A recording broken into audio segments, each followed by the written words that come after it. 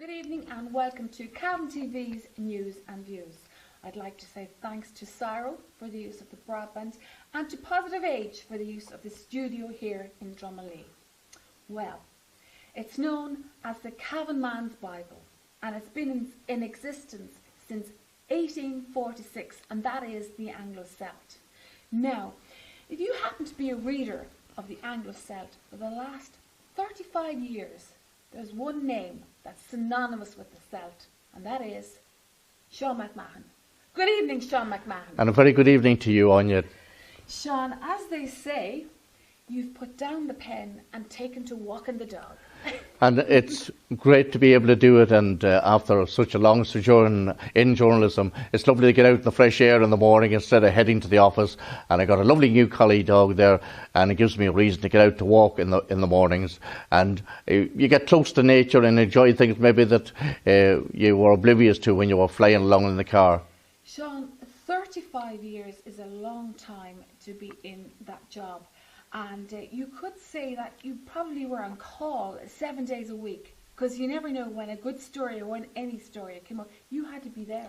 It's the nature of the game once you enter journalism that killing or a fire in a house or a robbery or whatever it may take place, or a car accident, it could occur on a Saturday night, a Sunday morning, a Monday morning, whatever, and you have to respond, and you have to treat the situation as sensitively as possible. And when you arrive at the scene, you evaluate it. Experience that you glean along the way is something that journalists only can attain as they develop their skills along the way. But journalism is an inherent thing. You have to have an inquiring mind, and it's something I had from the time I was doing my leaving cert in Breffni College way back. My next question was, how did you get into journalism 25 years ago?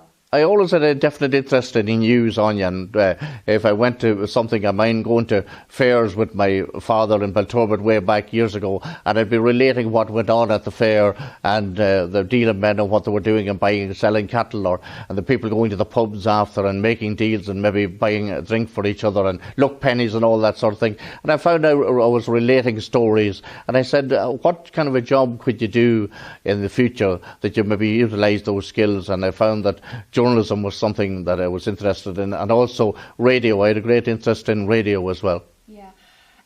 To get back to the popularity of the Celt, as I referred to there, the Cavan Man's Bible, items and things that were in the Celt that's made it interest would be like local stories.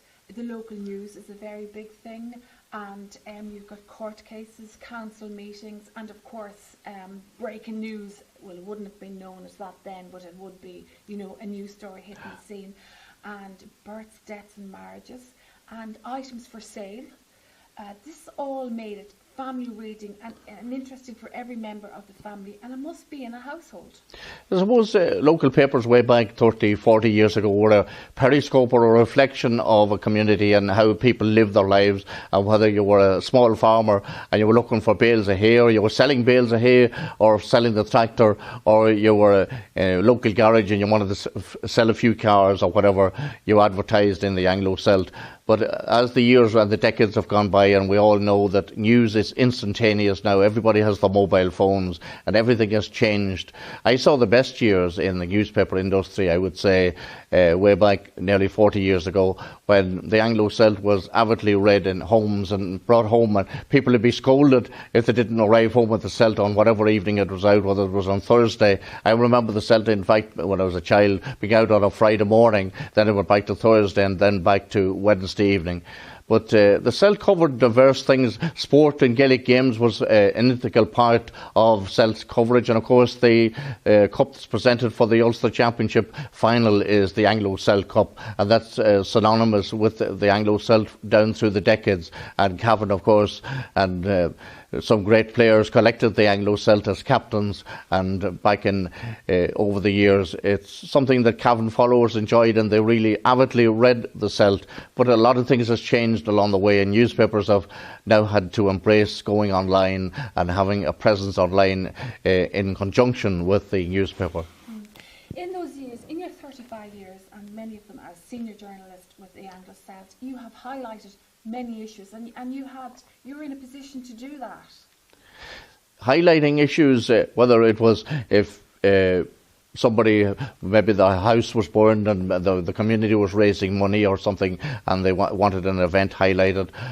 We often did that in the Celt, and communities are great, and Irish people and Cavan people in particular, and we got a lot of slagging from maybe being mean and Neil Tobin telling yarns, but I find Cavan people over the years always give generously to appeals of all sorts. And I'd say there's more wonderful pitches in Cavan for the GAA and great facilities, and that's all down to local people buying the local blottos and giving money. So it indicates that Cavan people are not as mean as they're made out to be, that we're a very generous people. But what I did find over the years, you get to embrace communities and get to know the people, and the people that works hard behind the scenes in communities. They don't be always looking for publicity, but they enjoy it and maybe take it on board when they get a photograph in the paper, or a few words, a few quotes for somebody can mean a lot to them, because over the years they were striving and doing their best to promote the community, never looked for publicity, and then when they got it, they said, often sent me a letter and thanked me very much that the story went down well. Local people also had a great hand in the paper because you had the local correspondence. And I'd like to mention one in particular, a good friend of ours and a good friend in Ballina, the late Eddie Brady. The late Eddie Brady. I knew Eddie well, a great man to relate stories, and I know you knew him well, Áine. He was a quintessential local correspondent because he could relate to stories about the GAA, debts. The history of the parish. The history of the parish. He knew the people in that background, and he knew how to get the information, because it's at a sensitive time if somebody dies and you're writing an obituary about a person and you want to not leave names out and make sure everybody's involved. It takes a lot of skill, and you have to know the people. And Eddie, he really was the quintessential local news reporter, because he went about it in a nice, quiet way and got his information. And the big word with Eddie, he was trusted. They knew that if they give the information to Eddie, that he would relate it and it would all look well in the newsprint. Of course, Cavan being a border county, we neighbour with Northern Ireland, you would have had to cover many sort of like hard events, like the Belturbet bombing, and many political events as well. Like, you had good stories been along the border. Yeah, unlike maybe some regional papers, maybe in Munster or Connacht or way around in Leinster, we were in a unique position here because the Troubles impacted on County Cavan and Monaghan and Leitrim and Fermanagh, and we found ourselves covering whether it was bomb explosions like the one in Belturbet, or road closures and road reopenings. I covered a lot of them on the Cavan-Fermanagh border, and even the Acha Lane Bridge thing as well, and the opening and closing of it. And it showed how it impacted on people's lives over the years, and still a lot of towns like Belturbet and different, maybe Clonus and them, they need more funding and they need to be built up, because those towns suffered a lot economically during the Troubles, and I don't think it's been fully recognised that the big hit that they both took, and maybe more towns right along the border, and in the future they need more funding, and businesses in those towns need to be built up again. Yeah, that is one thing that is noticeable for us, and I myself would have noticed it when I was a young person, is that, like, we live, we'll say, 12 miles from the border, and my life as a young teenager growing up would have been so totally different than a teenager 20 miles away, a totally different life. But that's what the Celt did. It kept us informed. You covered the stories, and you made us aware of the life and what was actually going on 20 miles away. Yeah, and simple things. I mind interviewing women often went cycling down across the border on a Sunday, maybe to buy pounds of butter and buy other items in Northern Ireland that were cheaper, and they'd bring them back on the carrier or the bicycle. And if you ask me about what smugglers look like, a woman coming back with a couple of pounds of butter, it was quite harmless, and I don't think even the customs officer, nobody passed any remarks at the time. But that wouldn't happen if you were living down in Kerry or Cork, but it was something unique along the border here. And I remember a shop called Nichols just across the border down from Leggy Kelly there. I often encountered men and women going down on Sunday afternoon, maybe buying cigarettes and pounds of butter or whatever, but it was all quite harmless. Yeah, it was two different kinds. And then there was the funny joke one time on the border as well. There was a guy who used to be pushing wheelbarrows across the border, and the customs never knew exactly what he was doing with the wheelbarrow, and he'd bring something harmless in it, a few heads of cabbage or something. And he was smuggling wheelbarrows. That was the story. They actually copped that on in the end. Of course, as well as news, the Anglo Salt had got a vast gallery of photographs. And today you've got an archive, a fantastic archive, and just now in recent times, and it coincides with old Cavan Irish photographs.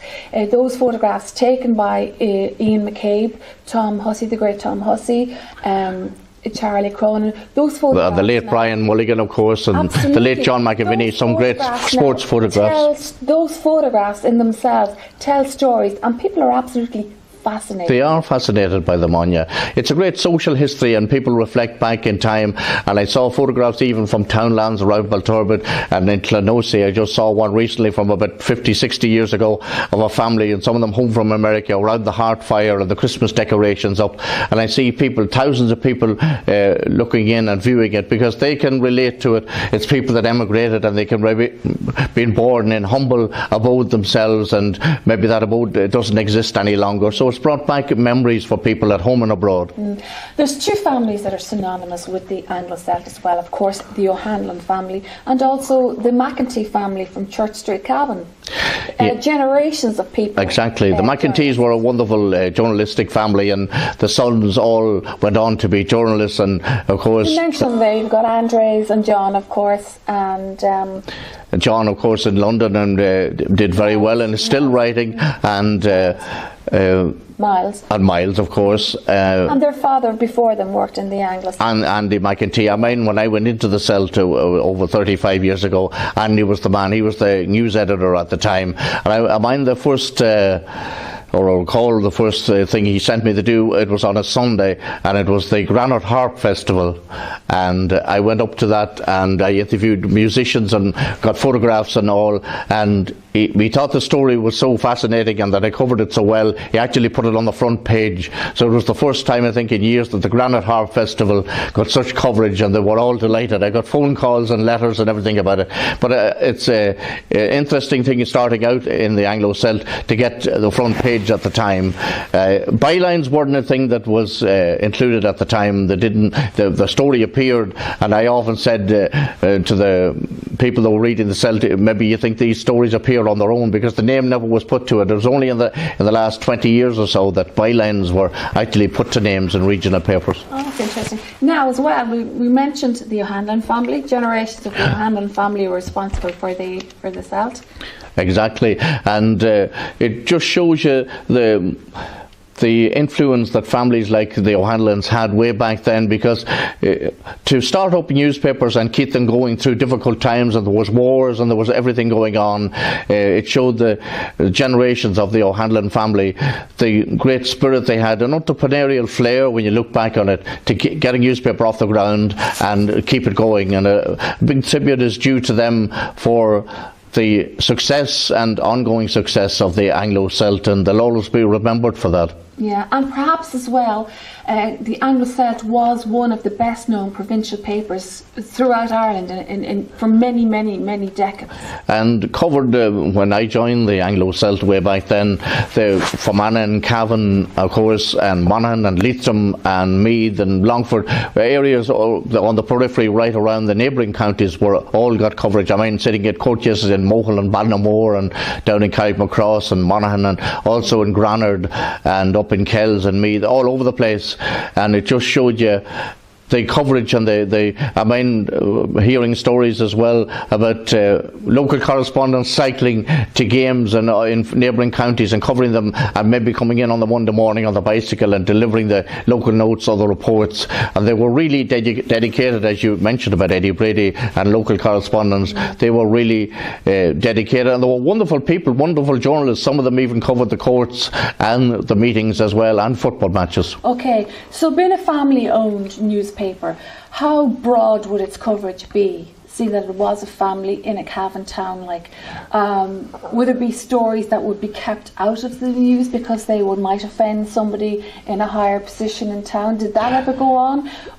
You know, like we talk about court cases, yeah, and maybe could you keep your name out of? Could you go to the editor and say, can you keep my name out of the sort? Well, did that kind of thing ever go on? You'd never be conscious. Yeah, you'd never be conscious because you weren't the editor and you didn't have access to the people that were talking to the editor or news editor, and you'd hear stories and people would make all sorts of claims. But in newspapers, they had to keep fairly authentic and put in court cases, because if your court case was in the paper and you were in the court on the same day as myself and mine didn't appear, you might be into the cell the following week. They would know why was Áine's case in and Sean's case wasn't in. So you had to be fairly authentic. Would there ever be anybody answerable for that? Well, the editor and the person, or the news editor, the people in charge, they had to answer and take phone calls about court cases and stuff, and nobody was ever going to own up who made representations, because there were representations and politicians made representations and councillors about cases, but I wouldn't have been privy to what case the representations were made about, or what actually happened. Okay, what is people's fascination with court cases anyway? I don't know whether there's the same fascination there now as there was, but way back when people were reading the Celt in the 40 years ago, maybe at the weekend or on a Friday evening or a Thursday evening back at home, and Joe Bloggs was up in the court, and if it was a good yard, maybe about a Merton train or about the right of way or something, and they'd all be quoting what the local guy and the neighbours said and who gave evidence and what John Joe said and Mary said and who everyone said. The local gossip. The local gossip. But a lot of that has evaporated. You don't see much of that anymore.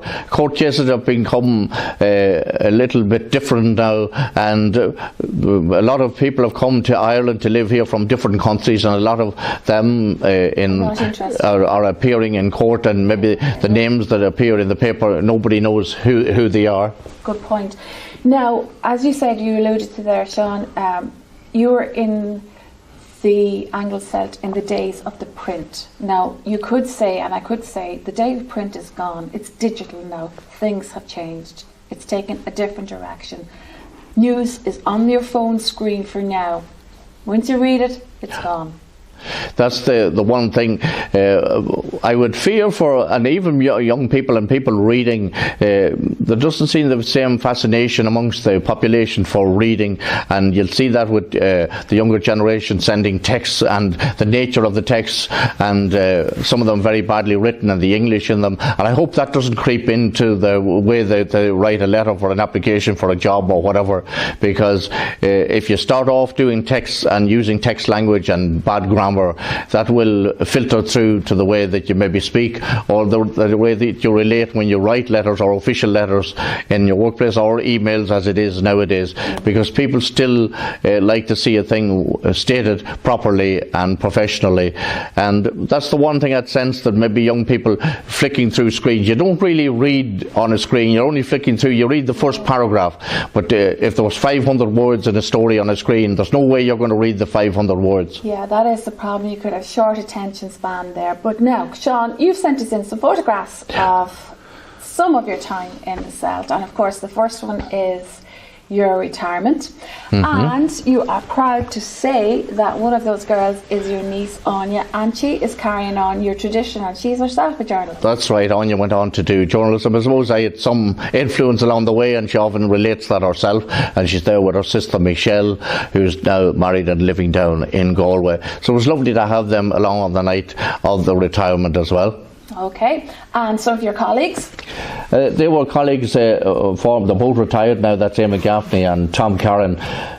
Tom Curran was an integral part of the Anglo Salt when I joined, a great man to cover council meetings and courts, and myself and himself covered the Larry Goodman saga here and the attempt to take over Lakeland Dairies, Killishandra Co-op as it was known then, but that evaporated. But that was an intriguing scene at the time, and I mind us traipsing from Navan to Carrickmacross, and there's myself in the formative years. Looking very well. Who's that guy, Spanish guy there? I don't think that's me at all. Very impressive, Sean. Yeah, but and that was the opening of the Anglo Salt in the station house back in 2000, and it's 21 years ago. Amazing.